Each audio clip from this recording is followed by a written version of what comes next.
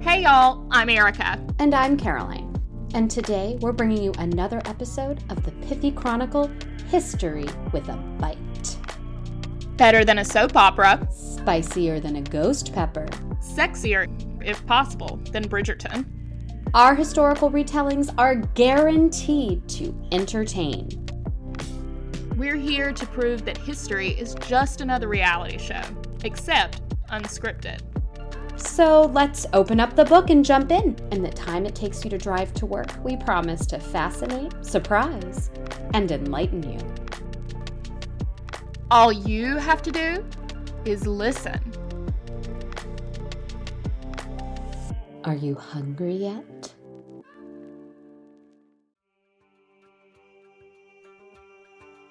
Welcome back, y'all.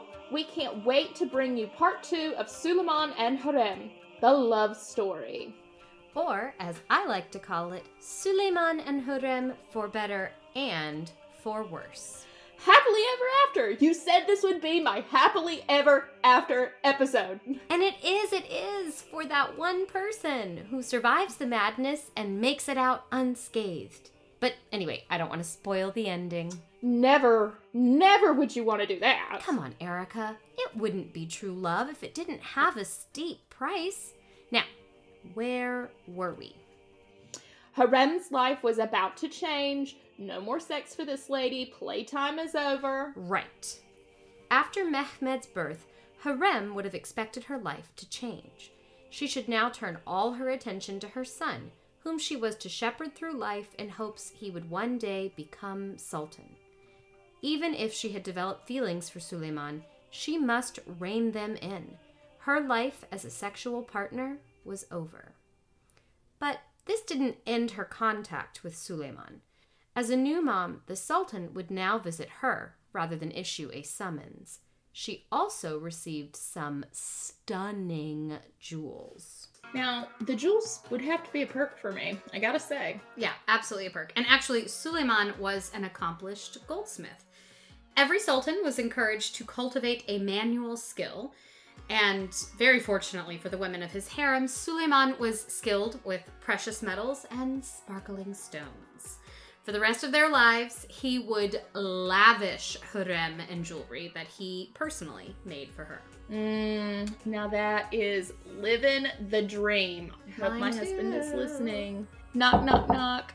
I want jewelry. It was at this point that Hürrem would likely have come onto Mahidevran's radar. Mahidevran, okay. This has an ominous connotation. Ominous, perhaps. Mahidevran was the mother of Mustafa, the eldest surviving son. Despite having young children, both women must have known what the future held. One of their sons would live, and one would die. And of course, Suleiman was only 26. There were likely to be more mothers and more sons. And it's never too early to start sizing up the competition. I knew what we were getting into, but they really just can't get a break. No, it's stress nonstop. However, I'm sure that Mahidevran was much more concerned about Hürrem when she learned that Suleiman had summoned her back to his bed soon after returning home. My gosh, I bet the tea was brewing for those Phoenician gossip. You know, it really was. Everyone was surprised by this. It would have been wholly unexpected and likely made more than a few women, both previous partners and the hopeful future ones, very upset. Jealousy absolutely reared its ugly head. And within 4 months, Hürrem was pregnant again. There was no hiding this. Oh my, that is not the done thing. No, it is, I love that. It is not the done thing. But I guess fortunately, her second child was a daughter, Mihruma, and she was born while Suleiman was again off at war. But upon his return, he paraded into the city once more. This time, he had captured the Mediterranean island of Rhodes. Ooh la la. Ooh la la. But when he summoned her again, things must have gotten real. I mean, he was making it very clear that he had a favorite, which of course went against all Ottoman protocol. And he was playing with fire, allowing the possibility that one mother might have 2 sons in the reign. All right, I'm chomping at the bit. Tell me more. Over the next few years, Hürrem and Suleiman had not 1, but 3 more boys. Oh my Salim, Abdullah, and Bayezid. These were, in fact, the only children he had. So, either he took birth control measures while bedding other women, or, more likely, he actually remained faithful to Hürrem. I'm pretty dumbstruck. I don't know, though. I think maybe he was taking some contraceptive measures. I can't imagine that he was just not going to utilize the rest of the harem, but I digress. They did have contraception to some extent, and it was allowed. But there's no way she wouldn't have known if he was bedding other women in the harem. Not that a loving, monogamous relationship is bad at all, but for him to allow one woman the inevitable pain of losing 3 or more sons to this fratricidal system, it feels a little cruel and selfish. He was possibly being a bit cruel or selfish. It certainly makes me question if they thought things through. And we also have no way to know how involved Hürrem was in these decisions. Did she persuade him to come back to her? Was she as surprised as everyone else? It's really impossible to know, but the birth of 5 children in 7 years with only 1 woman was revolutionary. I bet it seriously caused issues, though, in the harem and hurt people's feelings, especially Mahidevran. She did her duty. She gave him a son and kept him safe despite the plague. She followed the rules, and yet here is this upstart coming in and rocking and rolling her house. Exactly. Like, why isn't she allowed to have more kids? Maybe she wanted a girl, too. Yeah. She also isn't in his bed every night whispering political ideas in his ear. Very quickly, it would have become obvious to Mahidevran that she would have to fight even harder for her own son's chances. We do not know to what extent the women interacted or competed. Day to day, they had separate quarters, separate interests, separate lives. But on special occasions, they would inevitably be thrust together. And Mahidevran was much praised throughout the empire as an exemplary mother and Ottoman woman. I mean, after all, she followed the rules. Mustafa was beloved by the populace.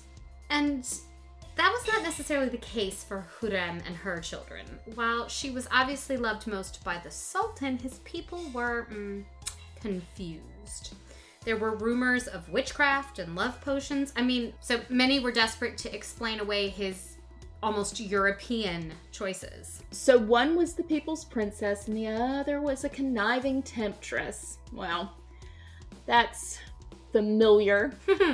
While not technically princesses, it definitely has a little Diana Camilla vibe going on. And there was a showdown, for lack of a better word, between the two.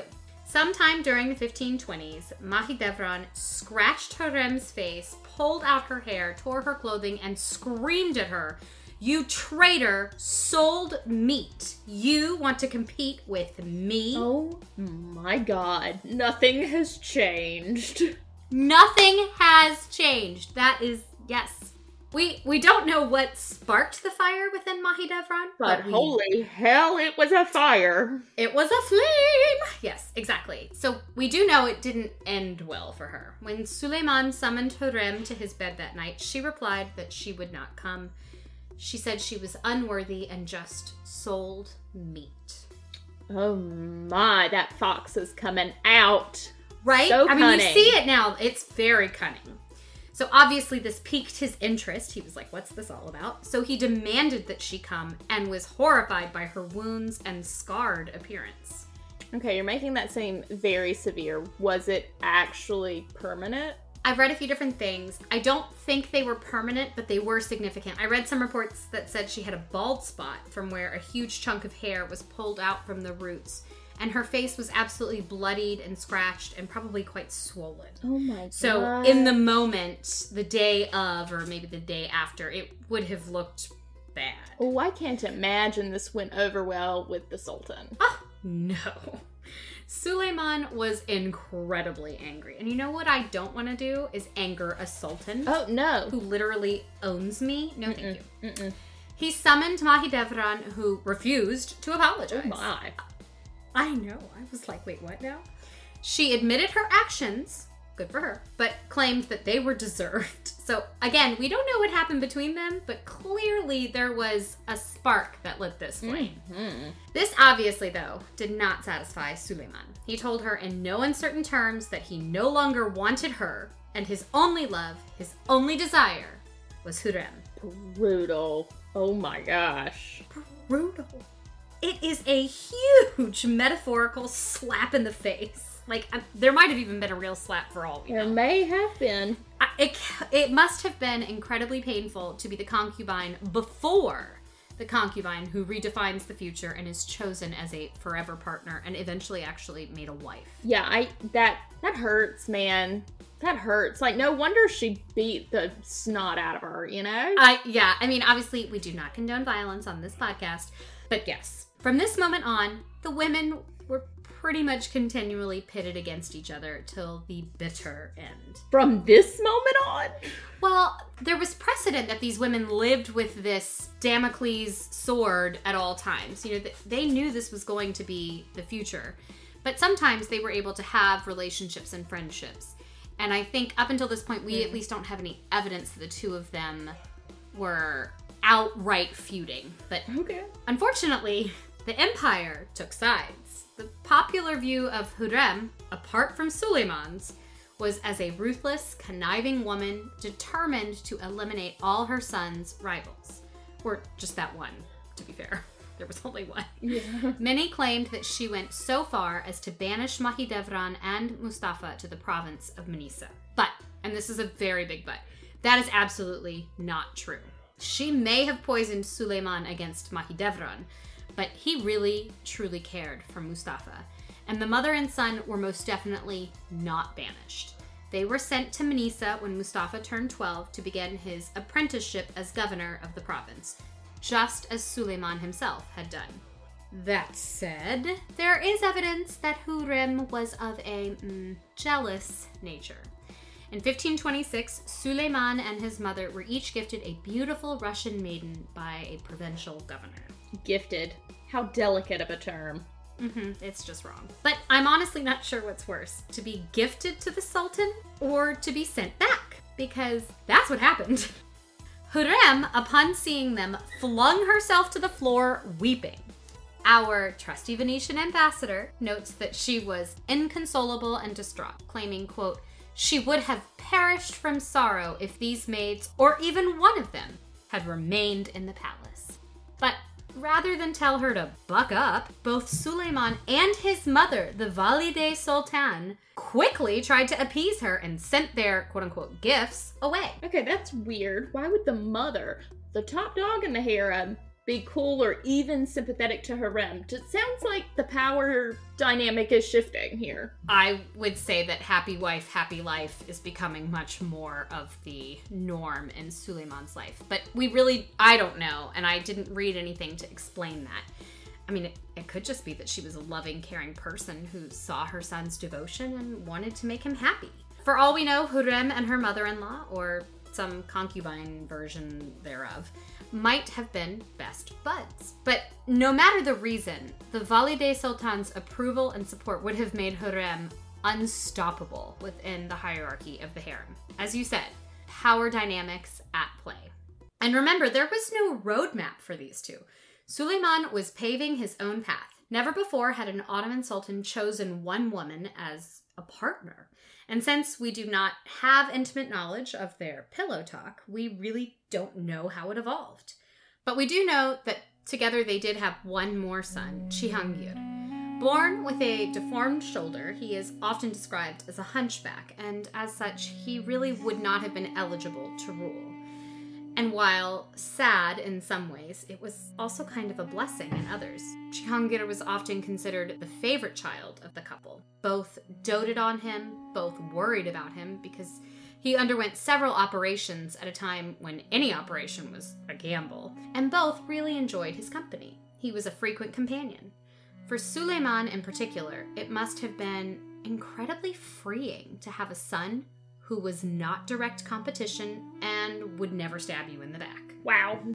What a twisted last sentence in that family dynamic, just in general. but Yeah. I guess I can understand it in light of that logic.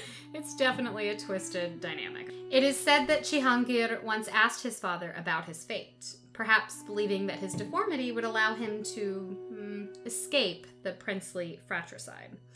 But Suleiman replied, quote, "My son, Mustafa, will become the Sultan and will deprive you all of your lives." Okay, that is quite a declaration. Yep. And it's proof that while he loved Hürrem and their joint children, he still thought very highly of Mustafa and anticipated that he would take the throne and therefore inevitably murder all of Hürrem, his favorites, sons. Okay, darker, darkest. This is just getting worse. It is, no question. For 15 years, Hürrem was Suleiman's Haseki, or royal favorite. She occupied a brand new role in the life of a sultan. Together, they shattered tradition with a nuclear familial construct. Imagine such a thing. It's shocking, I know. They were absolute radicals in their polygamist world. But they were, by all accounts, incredibly devoted to one another. Deeply in love, and I really like to think so. We have some of their shared correspondence, as well as an ample number of his love poems to her. Erica, would you please do the honors? Oh, it would be my great pleasure. This is a poem written by Suleiman for Hürrem. Oh, before you start, it should be noted that Suleiman employed a pen name, Muhibi, so I do love a nom de plume. very classy. I gotta do it sometime. Throne of my lonely niche, my wealth, my love, my moonlight, my most sincere friend, my confidant, my very existence, my sultan, my one and only love, the most beautiful among the beautiful, my springtime, my sweet, my rose, the only one who does not distress me in this room. She's gonna get through it. She can do it. My woman of the beautiful hair, my love of the slanted brow, my love of eyes full of misery. I'll sing your praises always. I, lover of the tormented heart, Muhibi of the eyes full of tears. I am happy. Wow, okay. That's a lot. It is overly effusive for my personal taste. Yeah. I struggle to get through it. As did you. If my husband wrote something like that to me, I would say, that is so kind, sweetheart. But then I would put it in a drawer. I would put it in a drawer and just try to forget that it ever existed. I would laugh. Anyway, it's a lot. So It's a lot. It's a so lot. It's so much. But I do think it paints a pretty devoted picture of their relationship. Indeed. Indeed. Hürrem wasn't as eloquent, and I use that word because that's what the historians say about him, but Hürrem wasn't as eloquent a writer. Reasonable, considering Turkish wasn't her first language. But she did make some attempts at poetry, and she certainly wrote long letters about her longing to be with him. So Hürrem writes, "My Sultan, there is no limit to the burning anguish of separations. Your servant and son, Mir Hamed, and your slave and daughter, Mihruma, weep and wail from missing you." Gripping stuff. Oh. Yeah. But as you can see, or rather hear, they were passionate, and after his mother's death in 1534, Suleiman decided to make their commitment official. First, he freed her. My, how generous. So generous. And then he married her. She was the first sultana, which means wife of the sultan and therefore entitled to an equivalent deference. She was the first in centuries. Oh my. Oh my. The marriage was private. It was mostly just a legal thing, as they'd clearly already consummated their relationship. It's actually possible that they weren't even present, but just sent proxies to, dot the I's and cross the T's. Two very, very busy people, obviously. Obviously. So I do have two questions. First, why did they wait for his mom to die? And second, Why bother? It doesn't seem to be a necessity, clearly, and it didn't change much, right? The first answer is simple. The Valide Sultan was the head of the harem. Court politics would never have allowed a concubine to rise above the queen mother. Elevating Hürrem above his mother as a wife would have been a grave insult, and as we know, he was a devoted mommy's boy. That's true. But once she was gone, it left a bit of a power vacuum. The second why is more complex.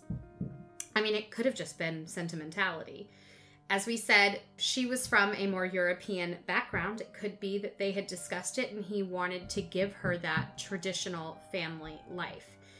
He probably really desired that in some ways. His father definitely wasn't tucking him in at night and reading bedtime stories.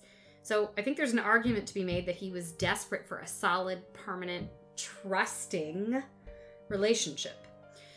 But in terms of practicalities, the marriage also allowed Hürrem to move from the old palace where the harem was located to the new palace where Suleiman lived. Basically, after 15 years, they finally got to live together. Ooh la la. Ooh la la.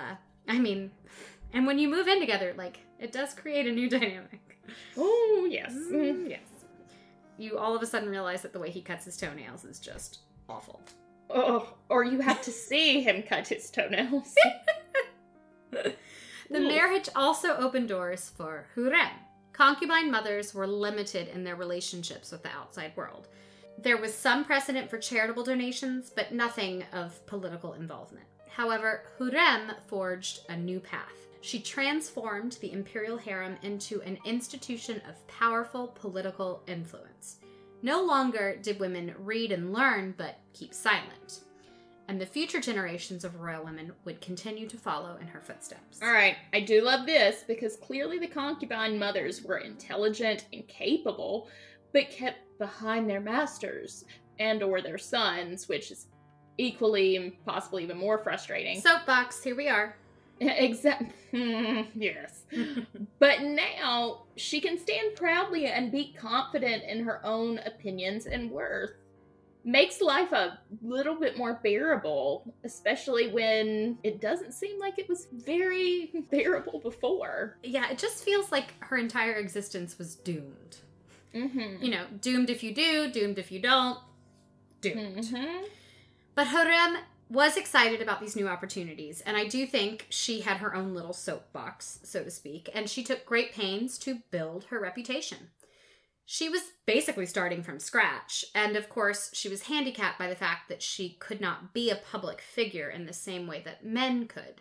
To quote Luigi Bassano, who was Hürrem's contemporary and wrote a book about the customs of the Turks, she does not let herself be seen, so they say, and if she goes out at night in a closed carriage, as do all the wives of the great in Turkey. I was wondering about that. I thought maybe as Sultana, she could be a little more visible. I thought so too, and I really wish I knew more about how her change in marital status may have affected her restrictions. But honestly, I think that all grand women in Turkey kept themselves hidden away.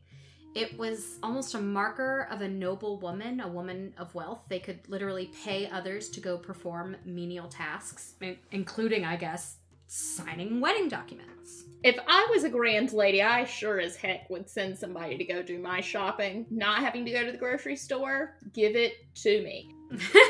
I think at this point, as you said, the stores really just came to the women. And I, for one, would really miss the freedom of window shopping or grabbing coffee, people watching. But then again, I mean, honestly, that's the life of a royal even today, so it's nothing new here. She also literally built her reputation. She commissioned a huge complex that was aptly named after herself, Haseki. The royal favorite. Mm-hmm, exactly. A bit self-important, but you know what? If I was the royal favorite, I'd do it too. It might have been. But it also let the people know who had donated it. She was buying good PR. And there's nothing like good PR. There's nothing like good PR. Speaking of which, like us, share, subscribe, whatever. Oh, that's delightful. It was also the first ever charitable foundation established by and named for a woman. In the Ottoman Empire. That's a very valid point. Yes, in the Ottoman Empire. The complex contained a mosque, 2 schools, a soup kitchen, and a hospital, which was very rare for the time. She also made endowments across the empire, sponsoring hostels for pilgrims, new mosques, and many more soup kitchens. Her charitable donations were a way to legitimize her rule as sultana, not just concubine.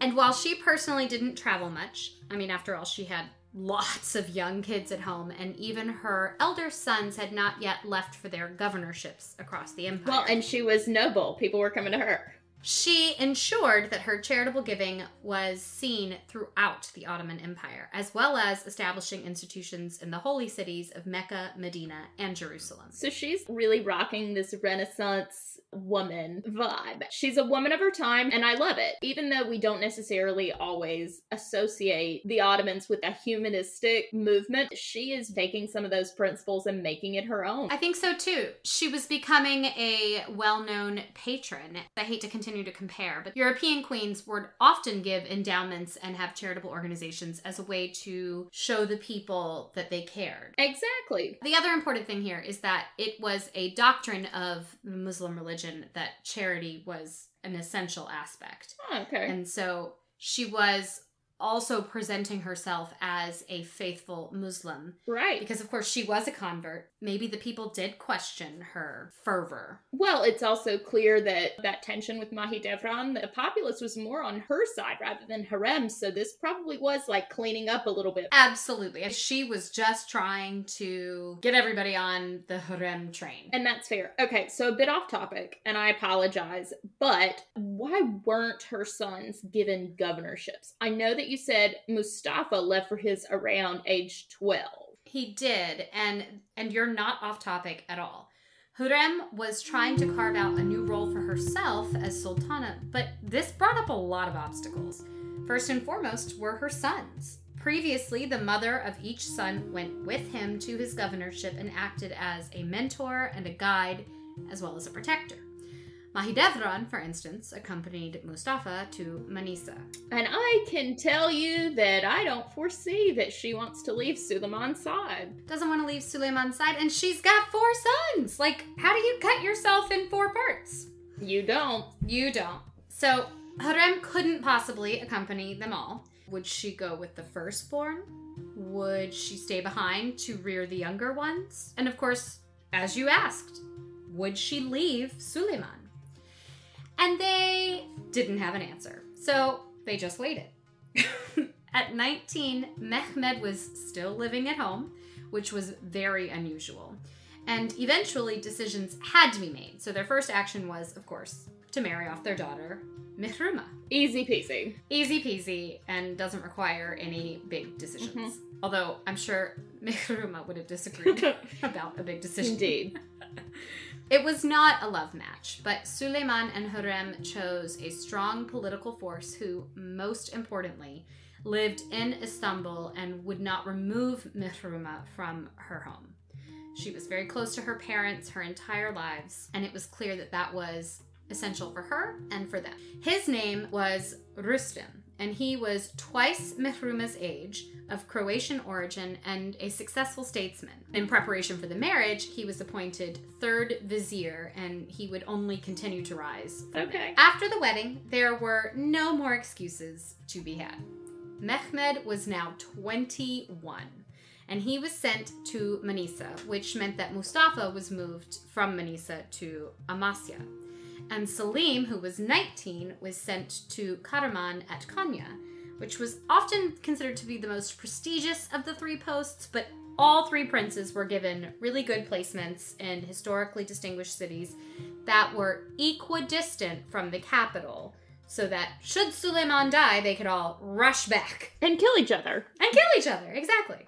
Hürrem did travel quite a bit to visit her sons, but unlike Mustafa, who had Mahidevran, obviously they didn't have a permanent advisor in Hürrem, and her time had to be divided. And then, just months after visiting Mehmed, Hürrem received devastating news. Her son was dead, likely from the plague. That would make the 4th child that Suleiman lost to the plague. He had only been governor for 1 year and 2 days, and the couple was devastated. Suleiman was returning from campaign, and his grief is legendary. It's said that he wept for 2 hours during the funeral and refused to let the body be taken from him and buried. He personally attended prayers for the dead for 40 days, and the custom only dictates 3. In typical fashion, no one chronicled Hürrem's pain, but I think it's safe to assume that her pain was just as raw. And soon after this tragedy, they had to send Bayezid off into the world at age 20. So what was the other one's name? Abdullah? I don't think we've mentioned him. What's going on with him? I'm so sorry. Thank you. He actually died as a toddler. I'm so sorry, Abdullah, that you were not included at your death moment. And while that is sad, obviously, he did not factor into the political game. And, of course, Cihangir was the youngest and was never going to receive a governorship because the Ottomans deemed him unfit to rule. Well, today that really does seem unfeeling, insensitive, and frankly ignorant. In the days of the sultans who personally led men into battle, I suppose it makes more sense, but I suppose is It's a big suppose, but the leader did need to be on the battlefield. And while his shoulder was a visible reminder of his infirmity, he actually had many other health problems that lay below the surface.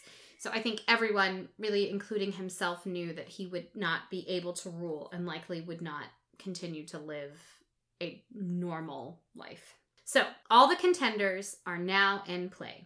Mustafa seems the most likely victor. He was very popular among the Janissaries, which were the elite military units of the Ottoman military, and he was beloved by the people. Also, his mother had followed the traditions and devoted herself to him, whereas many viewed Hürrem as a sexual temptress who led Suleiman astray. And it is only now that we can look back to the beginning of this episode and connect all the dots. Dun dun dun! While Suleiman was on campaign in Persia, Rüstem Pasha, Mihrimah's husband and now the Grand Vizier, wrote to Mustafa encouraging him to join his father's army with his own. He made it clear that his support was needed and expected. At the same time, Rüstem Pasha told Suleiman that Mustafa was attempting to overthrow his regime. Rüstem claimed that the Janissaries were entirely devoted to Mustafa and that the Sultan's firstborn was now coming to kill him. Was it even true? I mean, he was coming, but probably not. No. Oh, this guy is such a, weasel. Yeah, absolutely. But now Suleiman is left with a decision to make. Does he believe his son-in-law? After all, Mustafa was incredibly popular. This was a well-known fact, and he had definitely been approached in the past with offers of support should he wish to dethrone his father. But as far as we know, he always refused. However, when Mustafa's army arrived, uninvited, because, I guess Rüstem Pasha completely forgot to tell anyone about that. Just slipped his mind. It slipped his mind. Suleiman felt threatened and ordered Mustafa's execution. Unarmed and alone, as we saw at the beginning, Mustafa entered his father's tent expecting to greet him when he was attacked by Suleiman's guards and, after a very long struggle, was eventually murdered by Rüstem Pasha's right-hand man. In fact, it's said that he fought so hard, the only reason he was murdered was he actually tripped on his own robes. That pretty embroidered caftan thing. Poor man. He's just following the rules. So was it as abundantly clear to everyone else as it is to me that Rüstem is up to no good and should be, punted into the sun? I think everyone else thought so too. Yeah. After Mustafa's corpse was thrown to the ground, grief and rage exploded through the camp. The disrespect. And I am rather surprised that his body was treated in that way. Everyone was angry, and there were immediate cries for Rüstem's head. As there should be. He had clearly incited Suleiman's suspicion and set this whole thing up. Even if there was some conspiracy, Rüstem really brought it to a point. But he was fired for his forgetfulness. Oh, it's the forgetfulness. It's for the forgetfulness. He just forgot to mention that he was coming. But nothing more. Oh, darn. Oh, darn. Oh my God, Caroline. This is making me very worked up. I'm very worked up right now. You're like literally gaining like color in your cheeks. I'm so sorry to work you up. Is Suleiman like just so blinded that he doesn't see that he was tricked? Please, please redeem him in my eyes, please. Okay, well, I think Suleiman did realize that there was some trickery. But while the Ottomans blamed Rustem, and many by association also blamed Hürrem, it was ultimately Suleiman's choice. He didn't have to do it. And he seemed to live with it. Oh my gosh, your faces. He trusted Mustafa and often put him in charge while he was away on campaign. But once the talk of a coup in the prince's name began, Pandora's box was open. Not only did it sow seeds of doubt, but rumors started to swirl and make their way into enemies' ears, which left the empire vulnerable. Furthermore, Mustafa, it could be argued, and frankly has been argued, definitely had a small part to play in his own demise. Even if he was truly honorable and would never have betrayed his father, he still went around letting people hail him as Sultan, which he was not. He was not cautious. He didn't hide his popularity or his absolute conviction that he would be the next Sultan. Our good old Venetian ambassadors report that he was universally desired to take his dad's throne, and it just isn't smart to eclipse the current Sultan. Mustafa likely died because he was so successful, so capable, so talented. He just, peaked too soon. What an Icarus. I mean, truly. It is, I don't think there's any denying that Rustem had a lot to do with it. But Mustafa knew the history. It's not like he had... Well, listen, perception is everything. Perception is everything. He understood that other sultans had definitely committed filicide in the past. It's not like it was out of the question. And he understood that when threatened, sultans tended to make a very final decision. Indeed, final. Final. You don't get up from dead. My God. You don't get up from dead. No, you don't.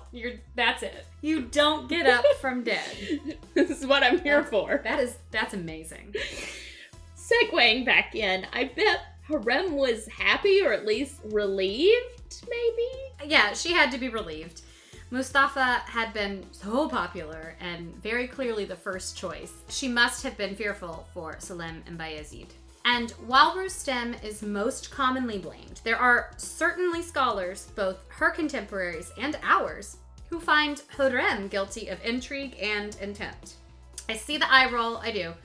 But she was very close to her daughter, and so it's easy to see how she and her son-in-law could have colluded. But again, the choice was Suleiman's. The pieces may have been set up, but he made the decision. Mustafa was, however, given a noble burial, despite the fact that his body was thrown to the ground. And he was honored as a prince of the empire, despite his nasty end, which I think was Suleiman's way of saying he died with honor. He did what he had to do. He knew the game, and he played, and he lost, but he was a good man. When you play the Game of Thrones, you win or you die. Right? And he died. You don't get up from dead. I feel like Hürrem, up until this point, had been a breath of fresh air, breaking glass ceilings and charting her own path. But it does seem like she is very much falling into that femme fatale role in this situation. But remember, her sons' lives were on the line. I'm not going to say, what would you do, but I think it's reasonable that she might have taken action. After all, that's what she was trained to do.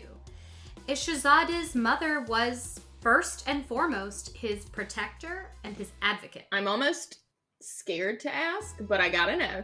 Did Mustafa have sons? Were they subjected to this as well? Yes. He did have one son, and he was hunted down on his grandfather's orders and killed. So, Mahidevran lost not only her son, the apple of her eye, but also the only grandson. It's like, yep, sorry, there goes your family. Yes, and the tragedies just kept coming. Wow, I'm so excited for this. I'm sorry. Only 2 months after Mustafa and his son's executions, Cihangir died while in Aleppo with his father. He was suddenly taken ill and perished within just 4 days. God, do we have a body count at this point? A lot? A lot. We don't have a body count, but I will say that there was something like 60 sons or brothers that were killed during the Ottoman Empire in an effort to cull the weaklings. Oh my. Yeah. Mustafa's death really marks the beginning of the end for Hürrem. She was plagued with rumors and evil looks, accusations and anger, and she lost her baby, her youngest and her favorite child. During her last years, she spent much of her time worried about Suleiman's health, actually, but he did manage to survive her by 8 years. Mercifully, she would not live to witness the battle between her final sons, Selim and Bayezid. She died of a chronic illness in the spring of 1558. I don't know that I've ever been so happy to see someone die, because that would have been devastating to have to watch your kids kill each other. To give our listeners some closure, I will quickly relate the final years of Suleiman's reign. 4 months after her death, Suleiman was worried by the growing tensions between his sons. It was very clear that Hürrem had been the peacemaker and things were getting hostile. He sent them both to further outposts, and Bayezid was especially displeased, and he began to rally an army. To make things even, Suleiman allowed Selim to do the same. And tipping the balance, he sent a little extra help, which kind of made his choice clear. Bayezid lost the Battle of Konya in 1559, and with his 4 sons, fled to Iran. Iran, unwilling to risk their treaties with the Ottomans, held the wayward princes hostage. And after Suleiman paid a steep price for their collaboration, as well as obtaining religious sanctions for executing his own son by declaring him a rebel, Iran released the princes to Selim's head sergeant at arms, who immediately strangled them. Strangled? That seems a little less than princely. No, actually, it was the only princely way to go. You were not allowed to spill the blood of the royal family, even if they were being executed. So all of these murders, all the fratricides, patricides, filicides, nephewicides, which we learned was actually nepicides, they were all strangulations. Yeah, that makes complete sense. Complete sense. Unlike Mustafa, Bayezid and his sons were denied an honorable burial, and even his 5th son, an infant, was hunted down and, you guessed it, strangled. When Suleiman died in 1566, 8 years after his beloved Hürrem, their 3rd son, Selim, took the throne. Unlike his revolutionary parents, Selim never took a wife, though there were some rumors. But I think he must have realized that one mother trying to protect 2 or more sons just didn't work. However, he did have a very favorite concubine, the mother of his first son, Murad. It was a little bit mixing the practices, the old and the new. And finally, Mihruma, who lived into the reign of her nephew Murad III, died 4 years after her brother Selim and was buried beside her beloved father. I'm so conflicted by this, Caroline. This was supposed to be our happily ever after. Yeah. Well, yeah. I wish I had a better... I guess someone has to die first if, it's history, but... Yeah, the death of one of them was inevitable. I don't think that the death of all of their, or most of their children was necessarily so great, but I do think that this is an episode about love conquering all. And if it's not even all, it certainly conquers the polygamous practices of the day, which is not nothing. I mean, he absolutely revolutionized the harem, the role of women within the court. He made everything change to allow her to have such a special place in his life. And that is romantic. Not to mention the jewelry. I think it's a great look at how sometimes you have to break the rules when love is involved. Practices and protocols don't always jive with true love. We can't wrap a bow around this, in part because we don't have her voice. Her voice is completely missing from this narrative because she wasn't given one. There's no way to say how she felt or what she did and what she had to overcome, but the hopeful thing the hopeful notion is that there was love. And I think that there's certainly, even if not pitter-patter, heart-beating butterfly situation, there was certainly understanding and respect. I just wish that our Venetian ambassadors could have, tracked her down and gotten some info. Listen, all I want is a good cup of Venetian coffee and just to sit and listen and be a fly on the wall. We have to thank them because we would have so little information about her without them, because the Ottoman court did not keep a lot of these records about her. She was a woman, and after her time, they kind of went back to the whole concubine system. So if we didn't have these nosy, gossipy Venetian ambassadors, if we didn't have the gossip girls of the Renaissance, I love it, we would be without Hürrem's story almost completely. So thank you, Venetian ambassadors. Thank you, Erica, for joining me on this this gondola ride through hell and back.